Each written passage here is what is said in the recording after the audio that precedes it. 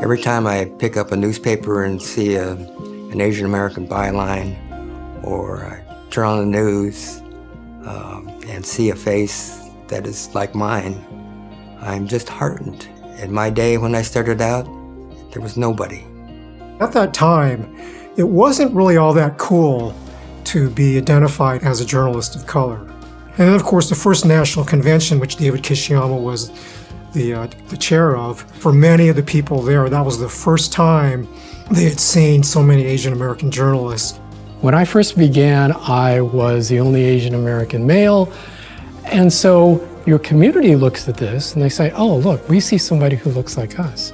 We are representative of that community.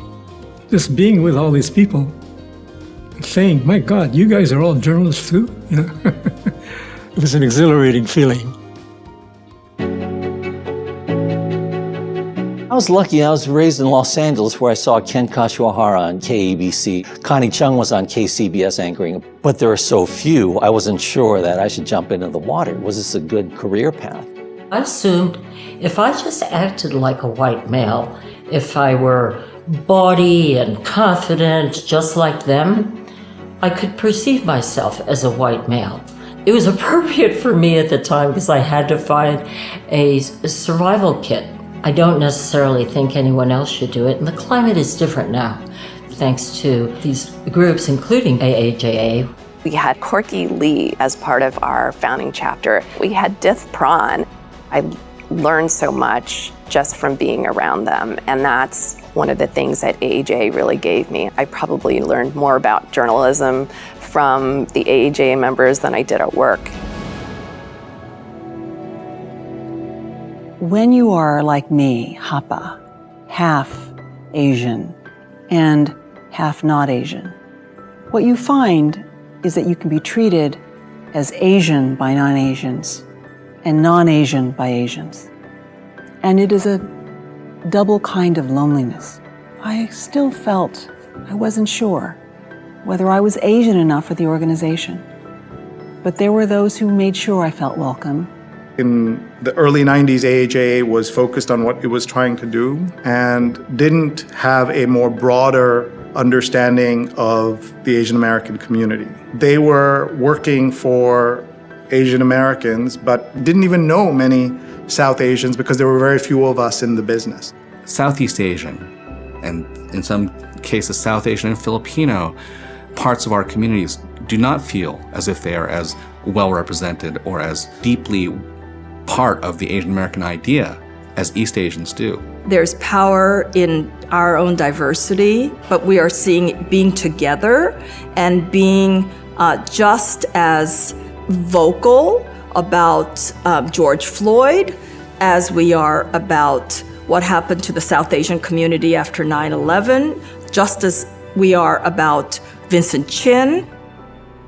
The murder of Vincent Chin was because he was an Asian American. And frankly, the media did not say that until Asian Americans got involved and insisted that that be said. So the truth was only told because Asian Americans stood up and said he was killed just because he was Asian. You know, the biggest question of the 20th century is the race question. That was what W.E.B. Du Bois said. And here we are in the 21st century, and it still is. When old Chinese men in Chinatown, Oakland, are having the living daylights beat out of them. When women are murdered in Atlanta and people go, was it a hate crime? I don't know. I don't think race was involved. When I hear those things, I think, 2 steps forward, 1 big step back. It's a thin veneer of civility and of acceptance, and it's easily scratched. Animosities, prejudices are just there under the surface. I'm grateful to AAJA for having been at the forefront as an advocate during this rise of anti-Asian violence. We know that anti-Asian violence is nothing new. It's just that the pandemic has really lifted the lid on this happening. Are we Asian Americans? Are we journalists? Where do our feelings reside? And some people may say that I'm wrong, but I say my audience, when I was a working journalist, were not just Asian Americans, they were Americans in general. And if I were to take a side because I'm Asian American, then I think my whole credibility would have been washed away. As journalists, the old generation had been trained to be objective. I think we have to look beyond that now, and yes, we must be fair, but we must also be sure that we seek the truth and report it. Over these decades, I think what we've seen is this recognition that objectivity on its own isn't a standard we can use to guarantee that news is covered. That if you don't have newsrooms that look like the many, many different kinds of voices of representation that you're trying to speak to, you will miss news. In our cultures, at least my Chinese American culture, we're taught not to really, point to ourselves. I think that we need to now, and we need to step up that collective voice as well as our individual voices and who we are as Asian Americans. I really feel like my attitude towards being Asian on the air evolved over time. I was very kind of mute about it. And now I'm finally feeling liberated to assert my Asian Americanness. I think some of it is just sort of our cultural maturation, but the tidal wave shift was George Floyd. I would love to have an Asian mentor at ABC, but there weren't any. I learned something from the fact that the African Americans helped me because they were there to help minorities, not just to help themselves. And I think that's something that Asians also have to learn. That's why AAJA has to continue to exist, because our communities exist. And if those journalists didn't exist, I think there would still be questions about, did we just get off the boat yesterday?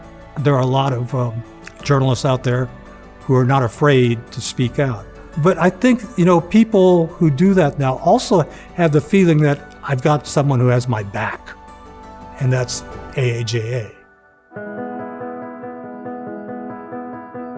Our main goal was to recruit others into the field to get into journalism, because there were so few to begin with.